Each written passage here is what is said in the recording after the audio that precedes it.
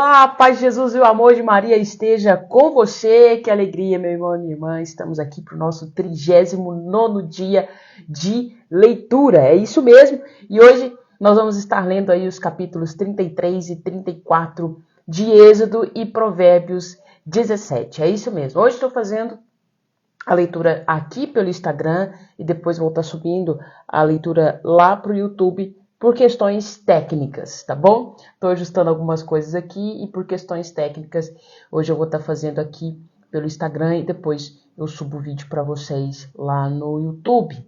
Tendo em vista que todos que estão participando do projeto estão aqui no Instagram e vão conseguir acompanhar por aqui também. E a ideia do YouTube é que fica mais fácil para ficar lá para vocês acessarem depois.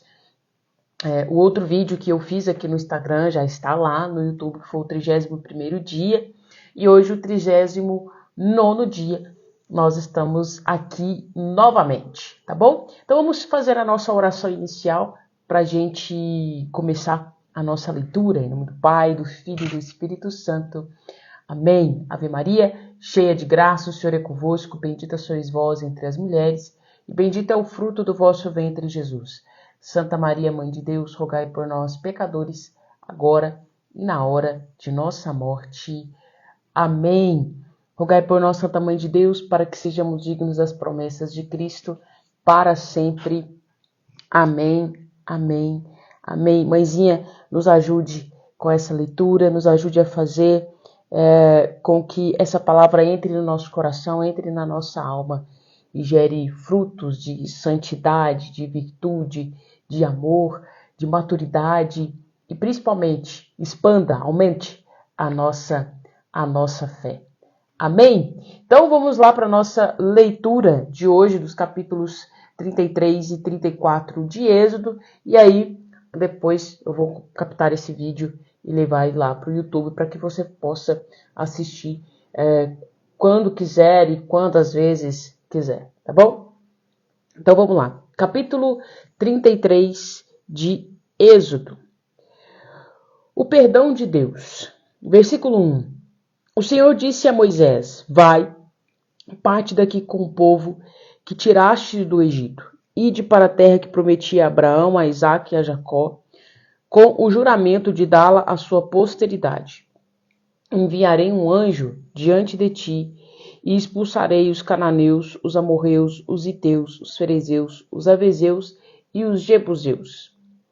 Ide para essa terra que mana leite e mel, mas não subirei convosco, porque sois um povo de cabeça dura. Eu vos aniquilaria em caminho. Ouvindo o povo essas duras palavras, pôs-se a chorar, e cada um tirou os seus enfeites. Então o Senhor disse a Moisés: Dize aos israelitas: Vós sois um povo de cabeça dura. Se eu viesse um só instante no meio de vós, eu vos aniquilaria. Arrancai, pois, todos os vossos enfeites, e verei o que posso fazer por vós. Os israelitas despojaram-se de seus enfeites ao partir do monte Horebe. A paz, meu irmão, Deus abençoe. Moisés na tenda do encontro. Moisés foi levantar a tenda a alguma distância, fora do acampamento, e chamou-a de tenda de reunião. Quem queria consultar o Senhor dirigia-se à tenda de reunião fora do acampamento. Quando Moisés se dirigia para a tenda, todo mundo se levantava, cada um diante da entrada de sua tenda, para segui-lo com os olhos até que entrasse na tenda. E logo que ele acabava de entrar, a coluna de nuvem descia e se punha à entrada da tenda, e o Senhor se entretinha com Moisés. À vista da coluna de nuvem, todo o povo em pé à entrada de suas tendas se prostrava no mesmo lugar. O Senhor se entretinha com Moisés face a face, como um homem fala com o seu amigo. Voltava depois Moisés ao acampamento, mas seu ajudante, o jovem Josué, filho de Num, não se apartava do interior da tenda. A paz, minha irmã, Deus abençoe. O desejo de ver Deus, versículo 12. Moisés disse ao Senhor: Vós dizeis-me que faça subir o povo, Mas não me fazeis saber quem haveis designado para acompanhar-me. E, entretanto, disseste-me, conheço-te pelo teu nome, e tens todo o meu favor. Versículo 13. Se é verdade que tenho todo o vosso favor, dai-me a conhecer os vossos desígnios, para que eu saiba que tenho todo o vosso favor, e considerai que esta nação é o vosso povo. O Senhor respondeu, minha face irá contigo, e serei o teu guia. Se vossa face não vier conosco, disse Moisés, não nos faça partir deste lugar. Por onde se saberá que temos todo o vosso favor, eu e o vosso povo? Porventura, não é necessário para isso, justamente, que marcheis conosco? É o que nos distinguirá, eu e o vosso povo, de todas as outras nações da terra. O que pedes, replicou o Senhor, o farei, porque tens todo o meu favor e te conheço pelo nome. Versículo 18. A glória de Deus. Moisés disse, mostrai-me vossa glória, e Deus respondeu, vou fazer passar diante de ti todo o meu esplendor, e pronunciarei diante de ti o nome de Javé. Dou a minha graça a quem quero, e uso de misericórdia com quem me apraz. Mas, ajuntou o Senhor, não poderás ver minha face, pois o homem não me poderia ver e continuar a viver. Eis um lugar perto de mim, disse o Senhor. Tu estarás sobre a rocha. Quando a minha glória passar, te porei na fenda da rocha e te cobrirei com a mão até que eu tenha passado. Retirarei depois a mão e me verás por detrás. Quanto à minha face, ela não pode ser vista. Então nós temos aqui o capítulo 33 e agora nós vamos para o capítulo 34 de Êxodo, que vai dizer o seguinte. O Senhor disse a Moisés, versículo 1, talha 2 tábuas de pedra semelhantes às primeiras. Escreverei nelas as palavras que se encontravam nas primeiras tábuas que quebrastes. Esteja pronto pela manhã para subir ao monte Sinai. Tu te apresentarás diante de mim no cume do monte. Ninguém subirá contigo, nem apareça em parte alguma do monte. Não haja nem mesmo ovelhas ou bois pastando em seus flancos. Moisés talhou, pois, 2 tábuas de pedra, semelhantes às primeiras, e no dia seguinte, pela manhã, subiu ao monte Sinai, como o Senhor lhe havia ordenado, segurando nas mãos as 2 tábuas. As 2 tábuas de pedra. Versículo 5. O Senhor desceu na nuvem e esteve perto dele, pronunciando o nome de Javé. O Senhor passou diante dele, exclamando, Senhor, Senhor, Deus compassivo e misericordioso, lento para a cólera, rico em bondade e em fidelidade, que conserva sua graça até 1000 gerações, que perdoa a iniquidade, a rebeldia e o pecado, mas não tem por inocente o culpado, porque castiga o pecado dos pais nos filhos e nos filhos de seus filhos, até a 3ª e 4ª geração.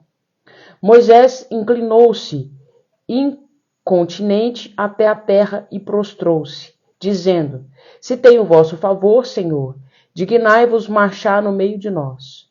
Somos um povo de cabeça dura, mas perdoai nossas iniquidades e nossos pecados, e assentai-nos como propriedade vossa. O Senhor disse, vou fazer uma aliança contigo diante de todo o teu Diante de todo o teu povo farei prodígios, como nunca se viu em nenhum outro país, em nenhuma outra nação, a fim de que todo o povo que te cerca veja quão terríveis são as obras do Senhor que faço por meio de ti. Sê atento ao que vou... Deixa eu ligar aqui. O que está acontecendo? Sê atento. Deixa eu voltar aqui. Nenhuma outra nação, a fim de que todo o povo que te cerca veja quão terríveis são as obras que faço por meio de ti. Sê atento ao que vou te ordenar hoje. Vou expulsar diante de ti os amorreus, os cananeus, os iteus, os ferezeus, os heveus, os jabuseus. Guarda-te de fazer algum pacto com os habitantes da terra em que vais entrar, para que sua presença no meio de vós não se vos torne um laço. Derrubareis os seus altares, quebrareis suas estelas e cortareis suas aserás. Versículo 14. Não adorarás nenhum outro Deus, porque o Senhor que se chama o Zeloso é um Deus zeloso. Guarda-te de fazer algum pacto com os habitantes do país, pois quando se prostituírem e seus deuses e lhes oferecerem sacrifícios, poderiam convidar-te e tu comerias de teus sacrifícios. Poderia acontecer também que tomasses entre suas filhas esposas para teus filhos, e essas mulheres que se prostituem a seus deuses poderiam arrastar a isso também os teus filhos. Não farás deuses de metal fundido. Guardarás as festas dos ázimos, como te prescrevi, no tempo fixado no mês das espigas, porque foi nesse mês que saíste do Egito. Só comerás durante 7 dias pães sem fermento. Todo primogênito me pertence, assim como todo macho primogênito de teus rebanhos, tanto no gado maior como do menor. Resgatarás com um cordeiro o primogênito do jumento. Do contrário, tu lhes quebrarás a nuca. Resgatarás sempre o primogênito de teus filhos, e não te apresentarás diante de minha face com mãos vazias. Trabalharás durante 6 dias, mas descansará no 7º dia, mesmo quando for tempo de arar e ceifar. Celebrarás a festa das semanas no tempo das primícias da ceifa do trigo e festa da colheita no fim do ano. 3 vezes por ano, todos vós, varões, se apresentarão diante do Senhor, Deus de Israel, porque expulsarei as nações diante de ti e alargarei tuas fronteiras, e ninguém cobiçará tua terra, enquanto subires 3 vezes por ano para te apresentares diante do Senhor, teu Deus. Quando sacrificares uma vítima, não oferecerás o seu sangue com pão fermentado. O animal sacrificado para a festa da Páscoa não será conservado até o dia seguinte. Versículo 26. Trarás à casa do Senhor teu Deus as primícias dos frutos do teu solo. Não cozinharás um cabrito no leite de sua mãe. O Senhor disse a Moisés: escreve essas palavras, pois são elas a base da aliança que faço contigo e com Israel. Moisés ficou junto do Senhor 40 dias e 40 noites, sem comer pão nem beber água, e o Senhor escreveu nas tábuas o texto da aliança, as 10 palavras. Versículo 29. Moisés desceu do monte Sinai, tendo nas mãos as 2 tábuas da lei. Descendo do monte, Moisés não sabia que a pele de seu rosto se tornara brilhante durante a sua conversa com o Senhor. E tendo-o visto, Arão e todos os israelitas notaram que a pele de seu rosto se tornara brilhante e não ousaram aproximar-se dele. Mas ele os chamou, e Arão, com todos os chefes da assembleia, voltaram para junto dele, e ele se entreteve com eles. Aproximaram-se em seguida todos os israelitas, a quem ele transmitiu as ordens que tinha recebido do Senhor no monte Sinai. Tendo Moisés acabado de falar, pôs um véu no seu rosto, mas, entrando Moisés diante do Senhor para falar com ele, tirava o véu antes até sair. E, saindo, transmitia aos israelitas as ordens recebidas. Estes viam irradiar a pele de seu rosto. Em seguida, Moisés recolocava o véu no seu rosto até a próxima entrevista com o Senhor. Então essa foi aqui para nós os capítulos 33 e 34 de Êxodo, tá bom? Quero aí dar as boas-vindas, dar bom dia para vocês que estão aí comigo. A Débora entrou aí, né, Débora? Deus abençoe. Um abraço grande aí para todos. E a gente também vai fazer agora a leitura de Provérbios 17, tá? Para a gente dar sequência aí no nosso cronograma de leitura. Então pegue aí na sua Bíblia Provérbios 17, que vai dizer o seguinte: mais vale um bocado de pão seco com a paz, versículo 1, do que uma casa cheia de carnes com a discórdia. Bom dia, minha irmã. Deus abençoe. Um escravo prudente vale mais que um filho desonroso e partilhará da herança entre os irmãos. Um crisol para a prata, um forno para o ouro, é o Senhor, porém, quem prova os corações.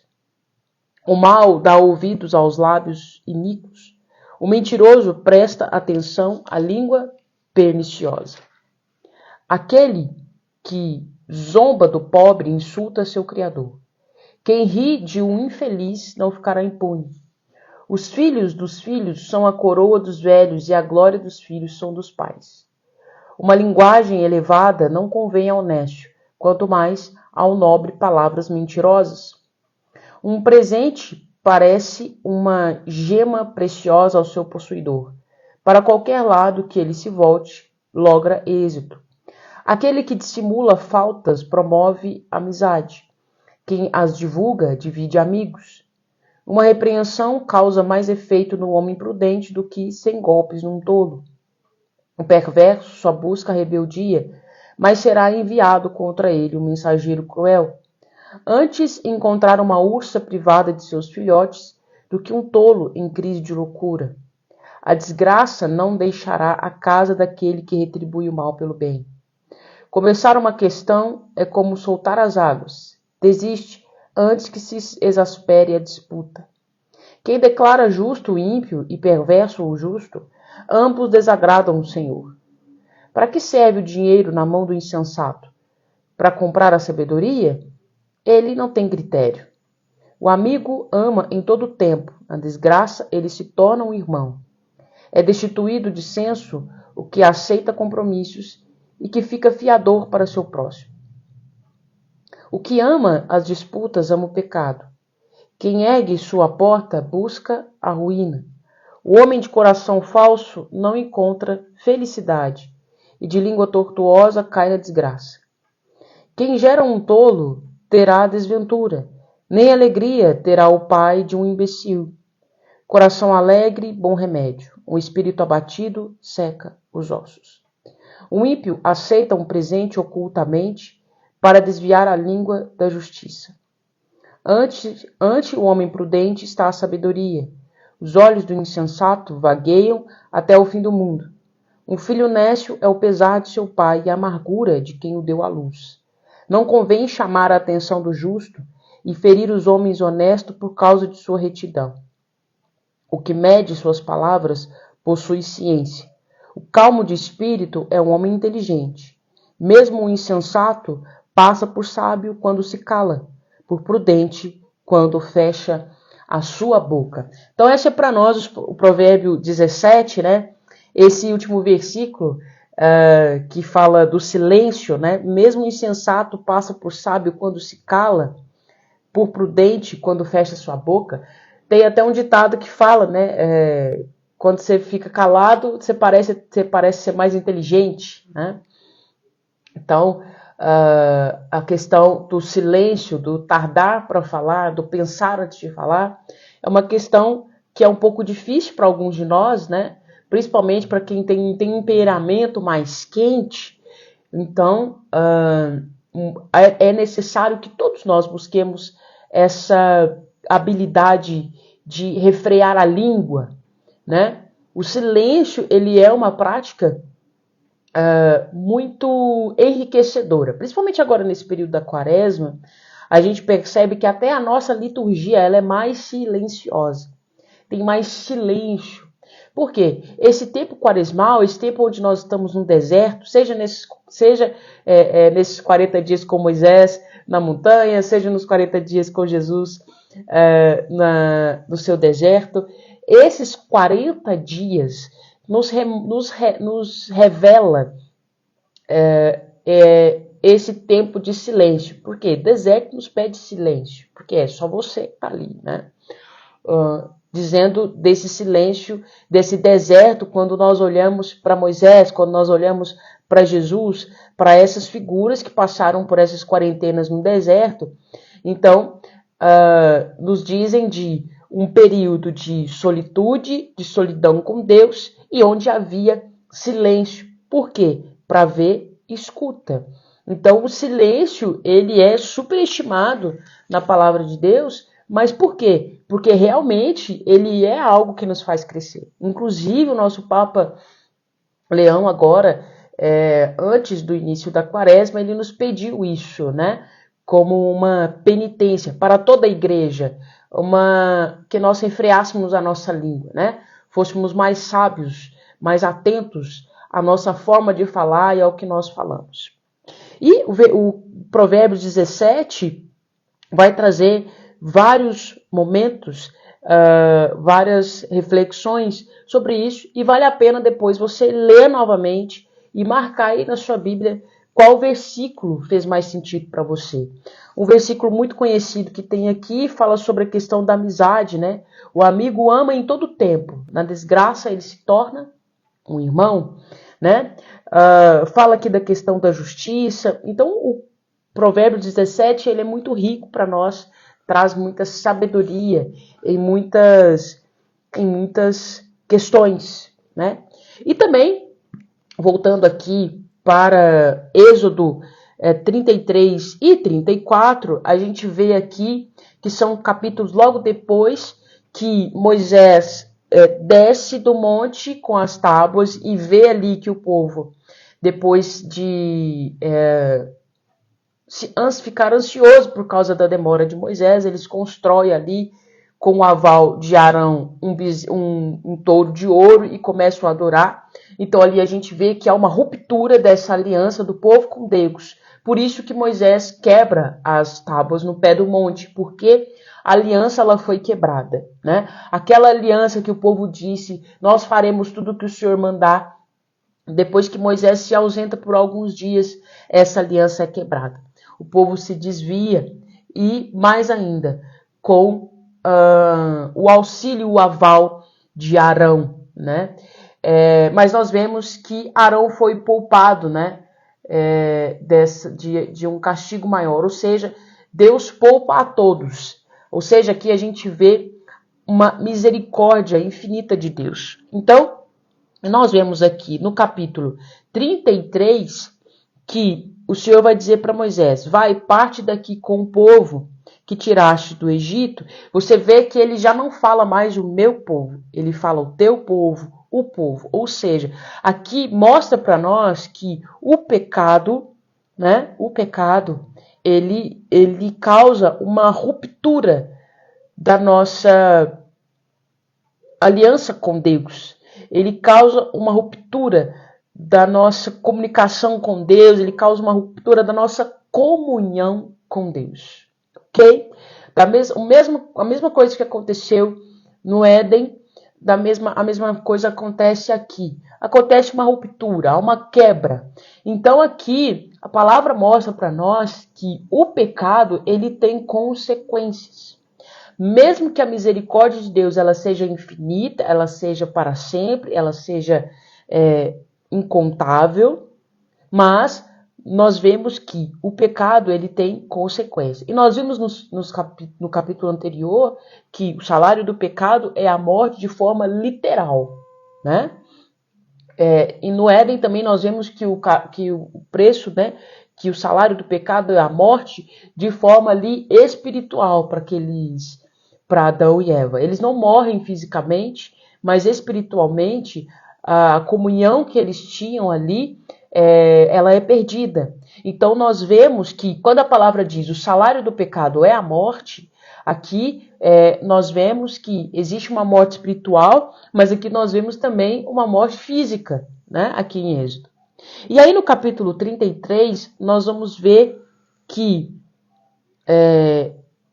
Moisés vai interceder por esse povo, né?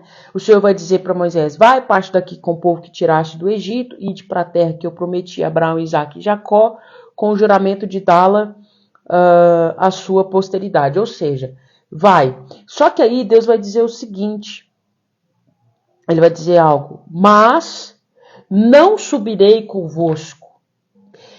Não subirei convosco. Ou seja, aqui a gente vê o tamanho da gravidade do pecado do povo e quão grande foi essa ruptura de Deus com esse povo. por causa desse pecado. Ou seja, haveria muito a ser feito, haveria muito trabalho para recuperar essa aliança, né? Então, Deus diz, não subirei convosco, porque sois um povo de cabeça dura. E a gente já viu aqui que cabeça dura, dura cerviz, né? Que o oposto disso é coração ensinável, né? Coração ensinável. O oposto de dura cerviz, de povo de cabeça dura, seria um povo de coração ensinável. Ou seja, esse povo, ele não conseguia apreender de Deus a sua vontade. Não conseguia apreender de Deus quem ele era, né? Então aqui por isso que nós vemos que Deus fala, esse povo de cabeça dura, de dura cerviz, né? Então o oposto disso seria um coração ensinável. Então nós peçamos essa graça ao Senhor, que nós tenhamos um coração ensinável, um coração humilde, né? E aí vai continuar. Ouvindo o povo essas duras palavras, ou seja, porque depois Moisés transmitia para eles, aqui nós já somos transportados para quando Moisés transmitia, pôs-se a chorar, e cada um tirou os seus enfeites. Então o Senhor disse a Moisés, diz aos israelitas, vós sois um povo de cabeça dura, se eu viesse um só instante no meio de vós, eu vos aniquilaria. Arrancai, pois, todos os vossos enfeites, e verei o que posso fazer por vós. Os israelitas despojaram-se de seus enfeites a partir do Monte Horebe. Ou seja, aqui a gente vê que o povo se arrepende. Quando ouve que o Senhor não iria com eles, há um arrependimento. E esse arrependimento gera o quê? Penitência. Ok? Tem muito a ver com o tempo que nós estamos vivendo. Ou seja, eles tiram os brincos, ou seja, nós não temos riqueza alguma, nós não temos nada. Se o Senhor não está conosco, nós não temos nada, né? Então, eles se despojam de seus enfeites. E aqui, para nós que estamos vivendo esse tempo de quaresma, cabe a nós nos perguntarmos quais são esses enfeites que nós estamos carregando, que nós precisamos nos despojar dele, né? Em forma de penitência, a fim de alcançar a misericórdia e o perdão de Deus, né? E é isso que a quaresma pede de nós, rasgar o coração, né? Não as vestes, rasgar o coração. E aí a gente vai para o versículo 7 que vai dizer, Moisés foi levantar a tenda a alguma distância fora do acampamento, ou seja, nós temos aqui, antes da construção do tabernáculo, né? Do primeiro templo que seria construído. Esse templo seria construído, aquele que Deus estava orientando Moisés, sobretudo, seria construído no meio do povo, no meio do acampamento. Só que aqui, essa tenda do encontro é uma tenda que Moisés levanta ela fora do acampamento, a uma distância do acampamento, ou seja, agora quem fala com Deus é apenas Moisés e para se ter alguma resposta, o povo precisa sair do acampamento e ir até o encontro de Moisés lá nessa tenda. Ou seja, Deus está aqui ainda num processo com esse povo. Então, Moisés levanta a tenda em alguma distância do acampamento e chamou-a de tenda de reunião. Quem queria consultar o Senhor dirigia-se à tenda de reunião fora do acampamento. Quando Moisés se dirigia para a tenda, todo mundo se levantava, cada um diante, ou seja, a glória descia naquela tenda de forma tão miraculosa, era uma epifania, uma teofania tão maravilhosa, que o povo, olha, quando Moisés se dirigia para a tenda, todo mundo se levantava, cada um diante da entrada de sua tenda, para segui-lo com os olhos. O povo acompanhava tudo, até que entrasse na tenda. E logo que ele acabava de entrar, a coluna de nuvem descia, ou seja, a presença de Deus descia, não é?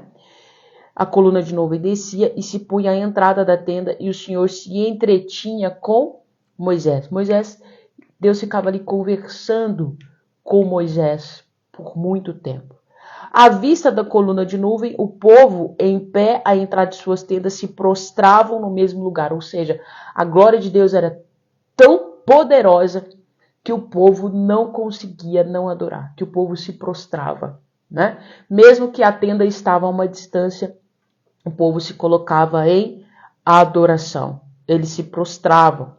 O Senhor se entretinha com Moisés face a face, como um homem fala com o seu amigo. Aqui significa para nós que havia uma proximidade, uma intimidade profunda entre Deus e Moisés. Porque é óbvio que depois Deus vai dizer que Moisés não pode vê-lo face a face, porque se o homem o visse face a face, ele morreria. Mas o seu ajudante Josué, que depois nós vamos ver que ele vai ser o sucessor de Moisés. Moisés estava aqui treinando esse menino. Josué, filho de Num, não se apartava do interior da tenda. Ok? E aqui nós vemos Moisés disse ao Senhor, no capítulo 33, ele vai dizer aqui no capítulo 12, né? No versículo 12, perdão. Vai dizer assim, ó. Vós dizeis que me faça subir o povo, mas não me fazeis saber quem haveis designado para acompanhar-me. Ou seja, o Senhor não vai comigo, mas quem vai, né? E entretanto dissesse-me, conheço pelo nome, e aqui, ou seja, Moisés vai contestar, né? Vai fazer uma contestação. Do versículo 12, até o versículo 17. Eu vou trazer aqui uma reflexão que Scott Hahn traz para a gente nos seus cadernos de estudo, que ele vai dizer o seguinte: Moisés protesta contra a ameaça divina de abandono, não subirei. Ok? Não subirei. Até que o Senhor cede e concorda em acompanhar a terra prometida. Como suas palavras deixam claro, Moisés tem o coração de um mediador e não quer nenhuma bênção para si que Israel não possa compartilhar. Textos como esses que descrevem Deus se arrependendo, presta muita atenção nisso, ou mudando de ideia, não devem ser tomados literalmente. Ok? Não devem ser tomados literalmente. Aqui o Senhor fala palavras destinadas a suscitar orações de intercessão de Moisés em nome do povo. Ou seja, aqui essa atitude de Deus diante de Moisés era para suscitar nele atitudes, orações de intercessão.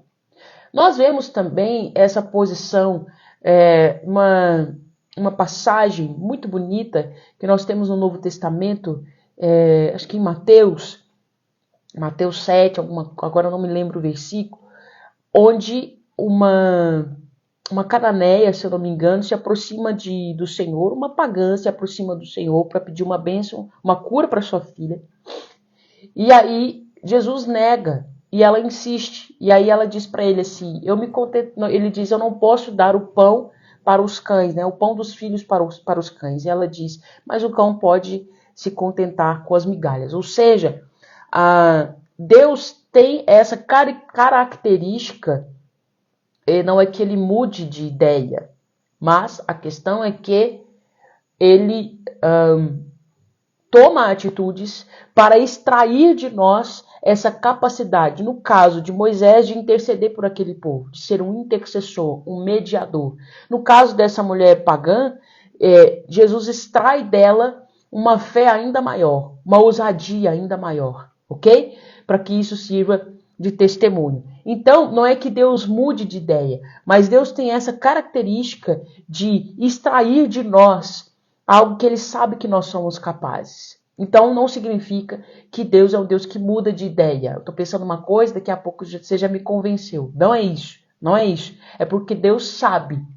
Ele é onipotente. Ontem, hoje e sempre. Ele sabe tudo. Onipresente e onisciente. Então, Deus tem essa capacidade. Por isso que às vezes Ele permite que nós passemos por alguns desertos, por algumas dificuldades. Por quê? Para extrair de nós essas capacidades que Ele colocou em nós. Ok? Então, a gente vê aqui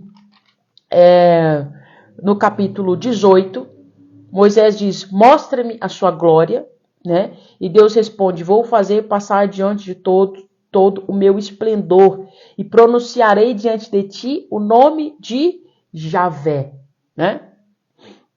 E aqui Scott Hahn vai dizer, Moisés ansiava ver a magnificência do Senhor.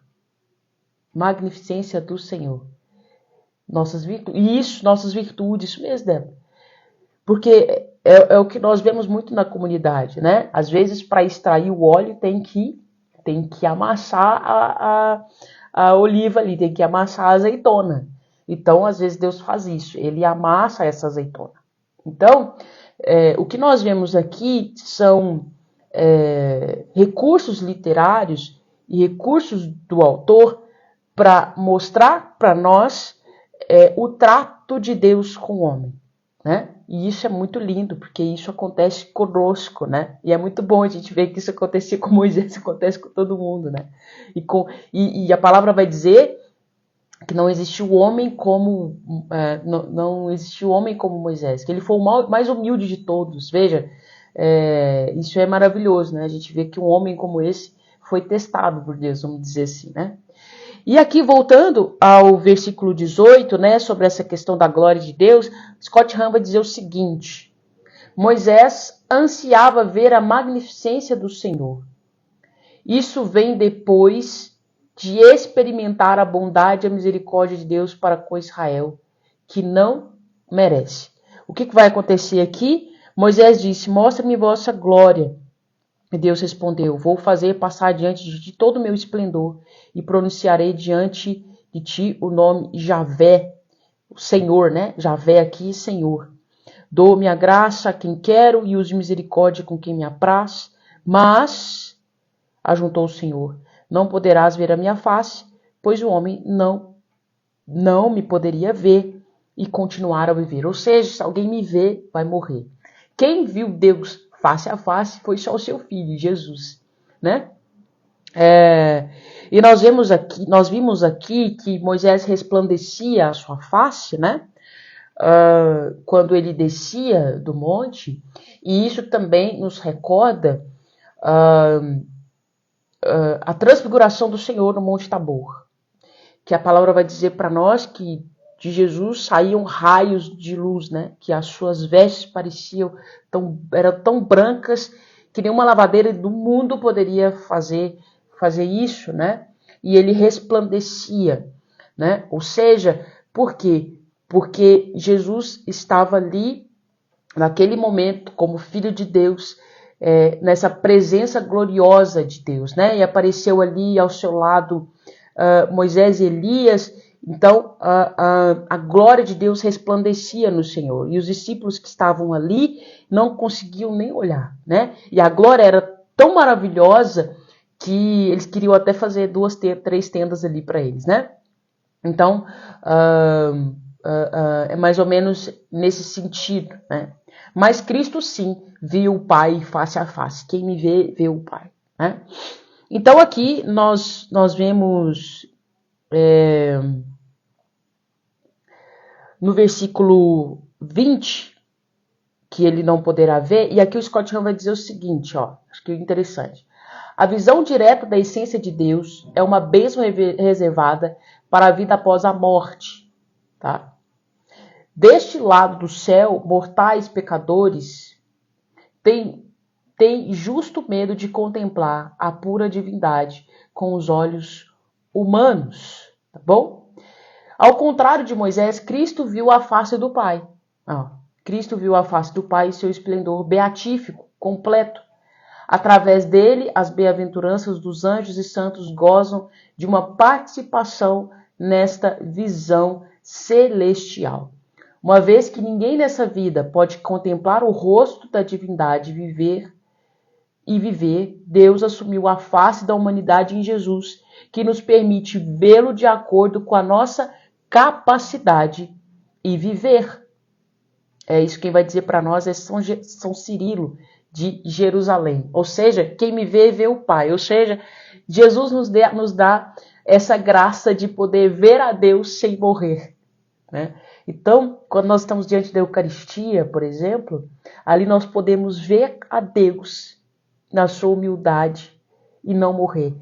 percebe o quanto Deus é bom conosco, o quanto Deus quer estar conosco, o quanto Deus nos ama, porque Ele se coloca numa condição em que nós podemos estar com Ele, em que nós podemos vê-lo, sem que nós morramos. Isso é maravilhoso.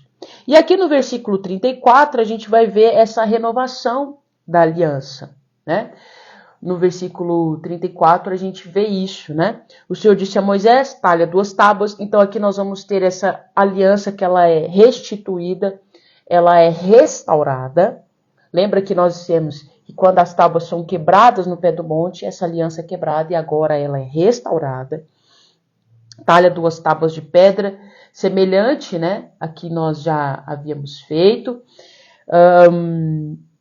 Escreve nelas as palavras. Então aqui nós vamos ver, novamente se repete. E essa é a função de Deus, repetir 1, 2, 3. E essa é a função do líder, né? Repetir 1, 2, 3, 4. E Moisés tem que ficar repetindo para o povo 1, 2, 3, 4. Por quê? Aquele povo tinha dificuldade, né, de assimilar. E também era um povo de cabeça dura, assim como nós também somos, né? Então Deus tem que ficar repetindo 1, 2 vezes. Então aqui nós temos os mandamentos novamente e nós vemos aqui também os efeitos dessa teofania. Nos versículos 29 vai dizer para nós, Moisés desceu do monte, tendo nas mãos 2 tábuas, descendo do monte, não sabia que a sua pele resplandecia, e a gente já falou sobre isso, né? Mas, entretanto, Moisés, diante do Senhor, para falar com ele, tirava o véu. Então, o rosto de Moisés resplandecia tanto a glória de Deus, que ele tinha que colocar um véu e retirar o véu, porque a glória de Deus resplandecia na sua face, e o povo não era capaz, não tinha coragem de olhar, né? Então, é isso, meus queridos e minhas queridas, meus irmãos e minhas irmãs.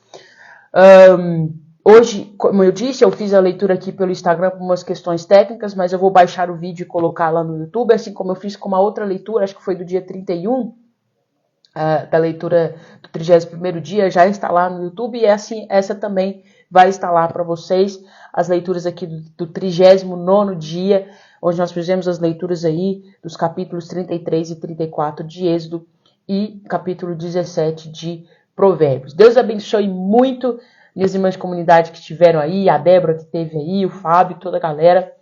Deus abençoe muito.